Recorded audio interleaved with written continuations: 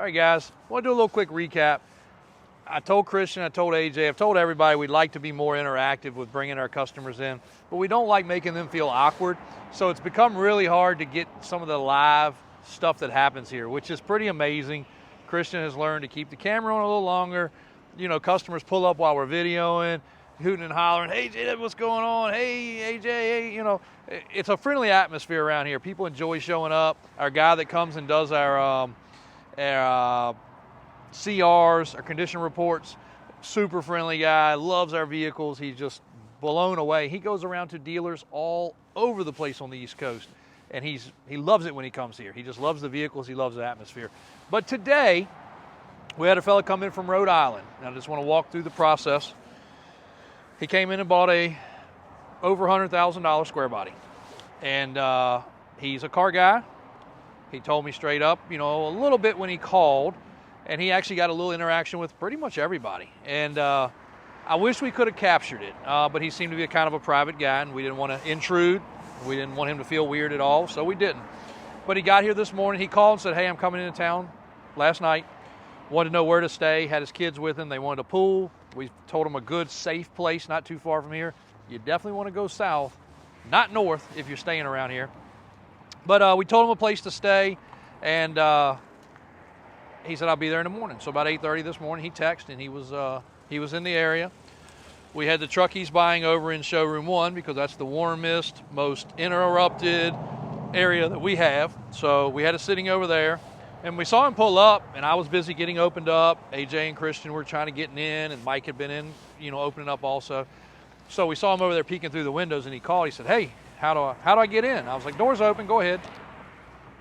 So I met him over there, and his first thing was, he said, this is not what I expected.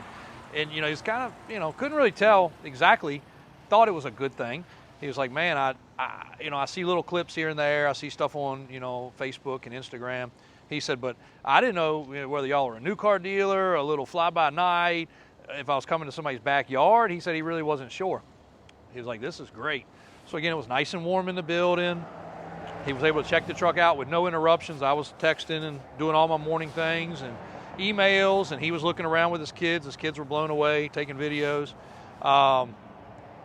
He said, dude, this is nicer than what I expected. And he wanted to make some changes. He was thinking about quite a few additional changes, which he decided not to do because the truck was the way it should have been. It looked great, hit the key, it fired up. I didn't know if AJ was going to need to take him for a ride or do whatever, so I had AJ on standby. But the truck sold itself. Like, you know, it was great. So once he said, yeah, I'm in, this is great. There were a couple little things he wanted to do, but probably out of 10 things he wanted to do, he kind of nailed it down to like 2. So we're getting those things done like now.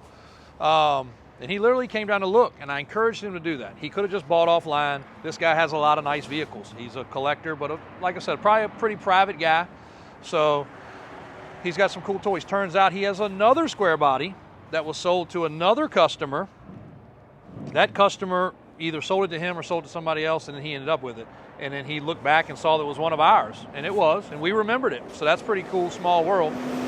So I took him across the street, showed him in the shop, showed him in our private section that most people don't get to see, but he enjoyed that. His kids really enjoyed it. Showed him in the showroom 3 over there, came over to the office. Then we went up to the off-road shop. Up there, he was able to talk to Daniel. Brian was busy working on a lift kit, putting some stuff on. And, you know, he just was like, man, y'all have got this down. Like, this is a, what was the term he used, Christian?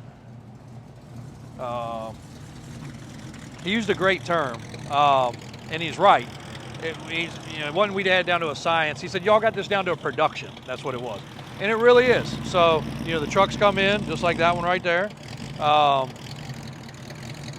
Old school show truck, $30-some thousand truck. Not something crazy, but a great truck. And he's like, man, you described it. You showed it to me. You've got everything up here. Went to the shop. He saw the wheels being put together that we produced, that Daniel came up with, and him and Brian put on all the time. He saw the steps being installed. Brian had one up on the rack working on the steps. He saw plenty of other projects in the shop. He saw the big 8-door mega truck in the shop. His kids were just going crazy. And he was like, dude, this is what I like. He said, I've been through experiences. Let's go over here. Trying to buy vehicles and it not be what it's supposed to be. He said it also, he said, I have sent trucks and said, look, I've got a $150,000 budget. I've got a $200,000 budget. And this guy, you know, he's a regular working man. I mean, he's a hands-on contractor, construction guy. And we talked about other things like employees. He's like, man, I don't know how you got such good employees. I was like, well, I take care of my guys.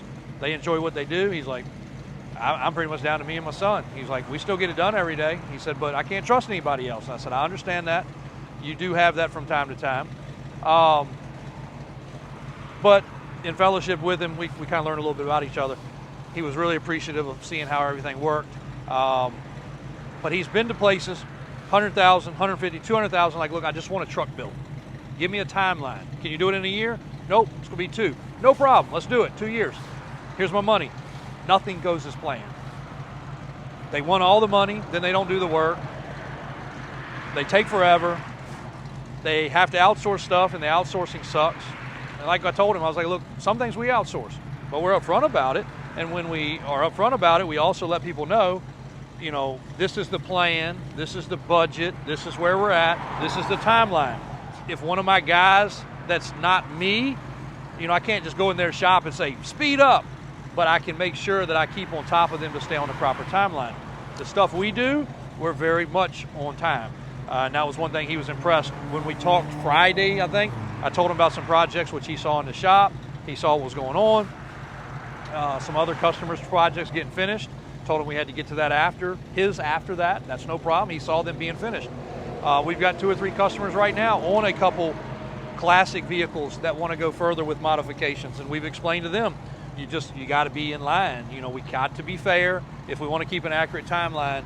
When the vehicle's purchased, then a repair order's made, and then the other things get done, whether it's going to Kenny for interior, Daniel and Brian for off-road related, to the performance guy, to Junior for heating and air conditioning. Everybody in our team, we call it a team even though they don't all officially employed by us, it's all part of that team, and everybody has to work on a realistic timeline. So I really do wish we could have captured it. He was so happy. He actually dealt with Mike as well. He dealt with my mom. He kind of dealt with everybody in the office. He was so pleased with the way the process was. His expectations were met or exceeded. Like, he would have paid more money for the truck probably. All the finishing touches that we had discussed were done, and all the things that he wanted done are going to be done. Matter of fact, Daniel even had the wheel out, the tire sitting there. We had an example of what it was going to look like sitting next door. We had everything that they were looking for on hand. So, Hummer pulling back up. Never know what's going to happen around Davis Auto Sales. But I just wanted to share that, guys. I wish we could capture some of that stuff live. It would be so cool because we know a lot of you guys are apprehensive. We know you've had bad experiences with car dealers. We know you've had bad experiences. Even he had bad experiences with another private person. So we know everybody has their problems and things. We want to overcome those the best we can. We want to be realistic. We want to be as realistic with what our actions are and your expectations are. And again, I could tell this guy had a little bit of standoffishness because he probably had been burnt when he explained he had. You know, he'd had bad experiences. And this was a good one. So it was really great. Glad it worked out. He got to deal with everybody, shop, here, car lot, clean. Actually, even Alvin. Alvin was over there in the building. Alvin had the truck wiped down for him and ready when he got here this morning. So every part of my team is an integral part. Appreciate my guys. I appreciate our customers. And we want you guys to have the same experience if you are purchasing from us, if you're selling to us. I got 2 vehicles right now that we've purchased. I told a little bit of story about the Foot, the Bidzilla over there. Just a simple purchase has turned to basically a texting friendship that's going to lead to a texting and purchasing business for this guy. And you know, that's just how things go. You do what you say, stand behind it, and be as transparent as possible. So thanks, guys. Just wanted to walk you through that. I will bring that truck before it leaves. It's an exciting one. Not a lot have been captured on that one. And when it's finished, it's going to look really cool. So we'll definitely bring you a cool walk around video on that truck before it leaves. Thanks as always, Davis Auto.